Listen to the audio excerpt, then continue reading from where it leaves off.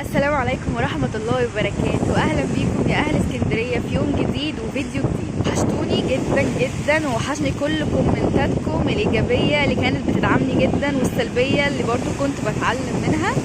وطبعا يعني سامحوني، أنا بقالي أكتر من شهر موقفة تصوير، مش بنزل حاجة. أنا كنت تعبانة جدا للأسف، وكمان كان عندي مشاكل في حساب اليوتيوب بتاعي، بس الحمد لله اتحلت على خير، وباذن الله راجعين من تاني نلف اسكندريه مع بعض. وانا بعتبر الفيديو ده بدايه جديده ليا، وباذن الله كل اللي فات كوم وكل اللي جاي احلى ان شاء الله. حلو كده النهارده نتفسح مع بعض فسحه حلوه وفي نفس الوقت ما نتكلفش كتير. هقول لكم على مكان لطيف كده انا شخصيا رحته واتبسطت فيه جدا، حرفيا خرجت خروجه حلوه وفي نفس الوقت ما صرفتش غير يعني والله اقل من 50 جنيه كمان. تعالوا احكي لكم تجربتي مع بعض كده، ويلا بينا نبدا جولتنا. وهنركب كده مشروع من على البحر لحد المنشيه، وهناك هقول لكم هنعمل ايه.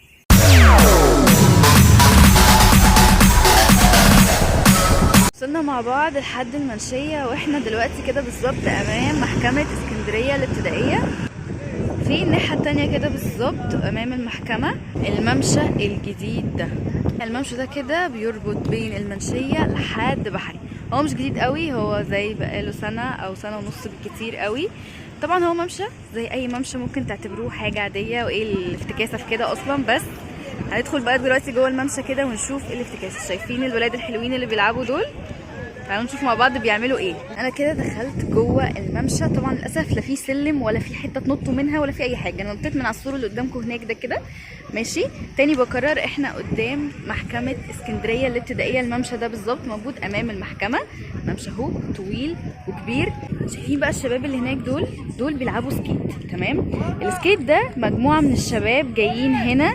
السكيت ده بتاعهم، ملكهم، ملك شخصي يعني، وبيأجروه. انا كنت هنا بالظبط من اسبوعين، خرجت خروجه حلوه جدا، كنت مع اصحابي وجينا هنا واجرنا السكيت ده كده، وفضلنا نلعب زي ما انتم شايفين ونقع كده شبه ما هم بيقعوا. تمام، بصوا حقيقي هي كانت لعبه جميله جدا وانا اتبسطت. طيب السكيت ده زي ما قلت مجموعه من الشباب، ده السكيت بتاعهم. هم بييجوا يقعدوا هنا من اول الساعه 1 الظهر شبه دلوقتي كده لحد الساعه 9 بالليل موجودين. بيأجروا السكيت ده لأي حد. تمام، هم موجودين بالسكيت الخاص بتاعهم هنا وبيأجروه لأي حد. في ينفع للأطفال، ينفع للكبار، جميع الأعمار موجودة زي ما انتوا عايزين. بص أنا جيت كده الناحية التانية عشان تشوفوا منظر برضو البحر جميل جدا على الممشى ده. طيب تعالوا نقول بقى كده الموضوع ده يتكلف كام. تمام، السكيت ده بتاخدوه تأجروه لمدة ربع ساعة ب15 جنيه، ولو نص ساعة يبقى 25 جنيه، ولو هتأجروا السكيت ساعة يبقى 50 جنيه بالكامل. الساعة ب50 جنيه. بصوا بقى الشباب اللي بيلعبوا كده.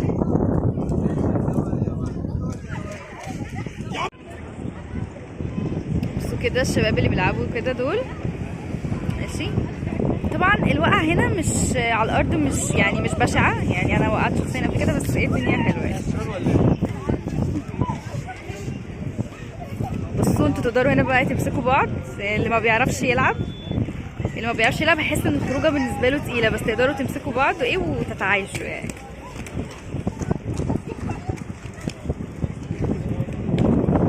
بصوا كده السكيت اهو. تمام، بيتأجر. هو مش فيه بالاربع عجلات، وفي ده كده صح؟ عندكم ده بس؟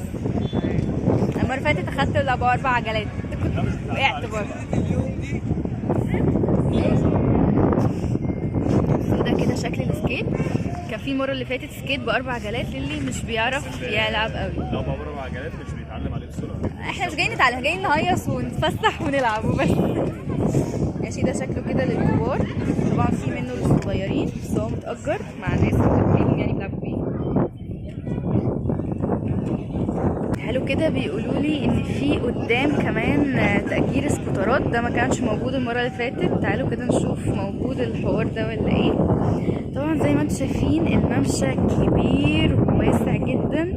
طبعا في جزء تاني ناحيه البحر، ممكن تيجوا تقعدوا تجيبوا الاكل والشرب وتعيشوا يعني. مكان جميل. بصوا احنا قريبين كمان من بحري قوي. بصوا كده تيجوا انتوا اصحابكم، انتوا اخواتكم، انتوا ازواجكم واولادكم، تيجوا تقعدوا قاعده حلوه هنا، تجيبوا اكل وشرب. اللي معاه بقى سكوتر في البيت، اللي معاه عجله في البيت، طبعا يجي يقدر يسوقها هنا براحته. يعني المكان هنا مش للايجار بس، ممكن كمان تيجوا بحاجاتكم الشخصيه.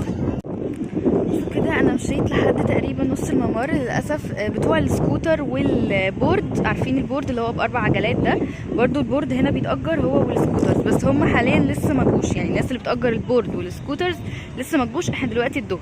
طيب انا سألت، قالوا لي ان هم بيجوا على العصر، بداية من العصر كده بيبقى فيه البورد والسكوتر. الاسعار ايه؟ اسعار السكوتر شبه السكيت بالظبط اللي انا صورته، الربع ساعه 15 جنيه، النص ساعه 25، والساعه 50 جنيه. ده السكوتر العادي. طيب البورد بقى، البورد اغلى شويه، مش اغلى كتير. البورد اللي عايز يلعب على البورد بيأجروا الربع ساعه ب15، والنص ساعه ب30 جنيه، والساعه الكامله ب60 جنيه. دي كده اسعار البورد. تمام. بصوا السكيت ده، السكيت يا جماعه ماشي، ده كده ب4 عجلات ورا بعض ماشي. ده للمتمكنين، يعني ده اللي بيعرفوا اصلا يلعبوا. زي ما انتم شايفين كده البنات ما شاء الله. بصوا الصغنن ده، دول السكيت اللي ب4 عجلات اللي بقول لكم عليه ده، عشان لو حد يعني خايف يقع. في اللي هو ب4 عجلات، وفي اللي هو ب3 عجلات.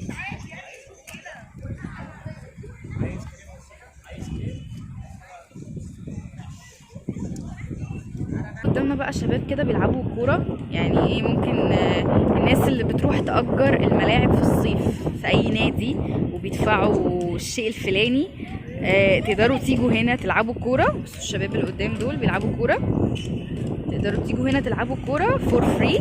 جيبوا كورتكم وجيبوا اصحابكم وبس، تعالوا العبوا، واكل وشرب بقى، ويعني عيشوا. تمام. ممشى جميل ومكان جميل للصيف، ومكان حلو للخروج في ظل الظروف اللي احنا بنحاول نتعايش فيها. مش هتصرفوا ولا جنيه غير انتوا هتركبوا من بيتكم تيجوا لحد هنا بس.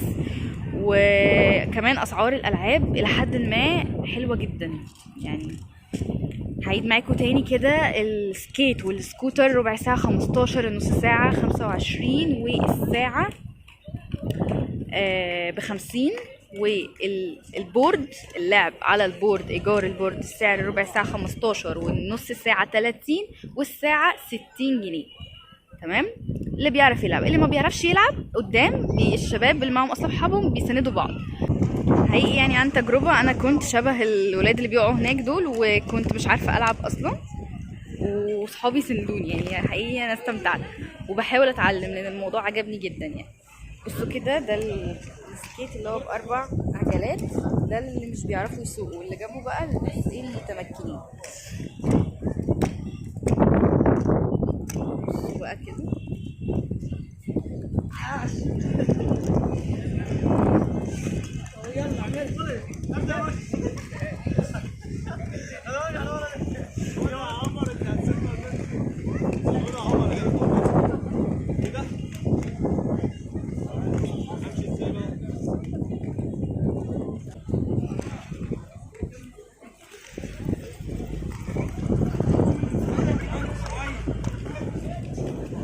كمان في يعتبر ناس كبيرة بتتعلم، يعني مش بس الصغيرين.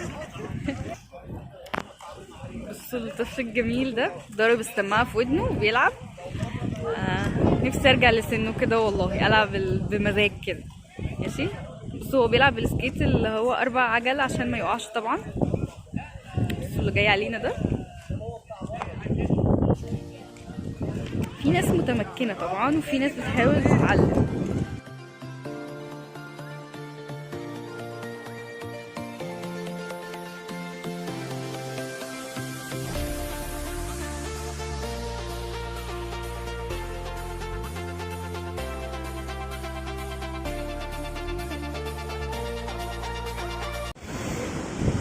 زي ما انتوا شفتوا كده المكان الجميل ده، انا حابه اختم معاكم الجوله من المنظر الجميل ده ناحيه البحر كده ماشي. واقول لكم انتوا تقدروا تيجوا برضو تقعدوا على الممشى الجميل ده من غير لا لعب ولا اي حاجه، تقدروا بس تيجوا تقعدوا كده تستجموا في المنظر الجميل ده. ان شاء الله الفتره الجايه جولات كتيره شبه دي، هقول لكم على اماكن حلوه في اسكندريه تخرجوا فيها، بما اننا خلاص داخلين على الصيف. في ناس لسه ما خلصتش امتحانات وفي ناس خلصت.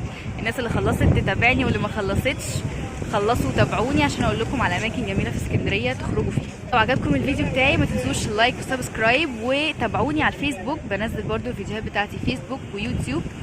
لو انتوا بتتابعوني من يوتيوب ما تنسوش اللايك والسبسكرايب، لو من الفيس ما تنسوش الفولو واللايك للفيديو.